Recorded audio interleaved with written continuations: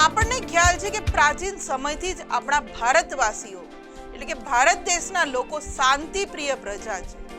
શા માટે? કોણે એમને આ શાંતિનો માર્ગ દર્શાવ્યો? કોણે યુદ્ધ નીતિ છોડાવી? તો એવા આપણા દેશની અંદર ઘણા મહાન સુધારકો થઈ ગયા, ભગવાન થઈ ગયા કે જેને આપણને શાંતિનો સંદેશ પાઠવ્યો છે. તો આજે આપણે જે પાઠ ભણવા જઈ રહ્યા છીએ એ છે શાંતિની શોધમાં ભગવાન બુદ્ધ અને ભગવાન મહાવીર. તો બુદ્ધ અને મહાવીર એ મહાન સુધારકો આપણે ભગવાન તરીકે જ પૂજીએ છીએ.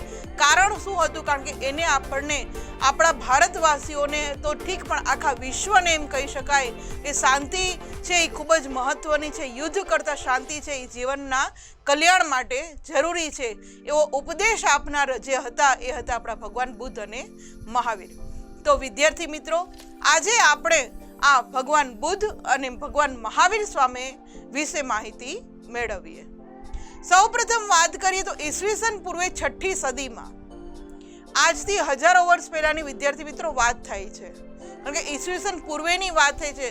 ઓલરેડી આપણે 21મી સદીની તો અંદર જીવીએ છીએ. તો ઈસવીસન પૂર્વે 6ઠી સદીની અંદર સામાજિક અને ધાર્મિક સુધારણા ક્ષેત્રે મહત્વપૂર્ણ કાર્ય થયા હતા. કેવા કેવા કાર્યો થયા હતા? કે સમાજની અંદર ઘણા બધી રિવાજો હતા, આપણા ધાર્મિક ક્રિયાકાંડો થતા હતા. તો એની અંદર ઘણા બધી કાર્યો આવા મહત્વપૂર્ણ થતા હતા. પણ આ કાર્યોની અંદર જે કાર્ય થતા હતા સામાજિક અને ધાર્મિક ક્ષેત્રે, એની અંદર કેટલાક કુરિવાજો પરસેલા હતા. આપણા સમાજની અંદર અસમાનતા હતી, અનૈતિક બાબતો હતી. કેવા કુરિવાજો હતા? તો આપણને ખ્યાલ છે કે વર્ષો પહેલા સ્ત્રીનો પતિ જ્યારે મરી જાય છે ત્યારે એને સતી કરવામાં આવતી હતી. બાળકી જન્મ લે છે તો એને દૂધ પીતી કરી દેવામાં આવતી હતી. અને સ્ત્રીને જેમ કહેવામાં આવે છે કે સમાનતાનો દરજ્જો નહોતો, અસમાનતા હતી. ત્યારબાદ સમાજની અંદર પણ જાતપાતના ભેદભાવ હતા, ઊંચ નીચ જેવા કુરિવાજો આપણા સમાજની અંદર રહેલા હતા. આવી ઘણી બધી અનૈતિક બાબતો છે એ રહેલી હતી.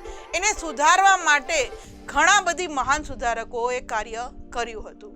અને આ મહાન સુધારકોમાં મુખ્ય બે જો હોય જેની આપણે વાત કરવા જઈ રહ્યા છીએ તો એ છે ગૌતમ બુદ્ધ અને મહાવીર સ્વામી.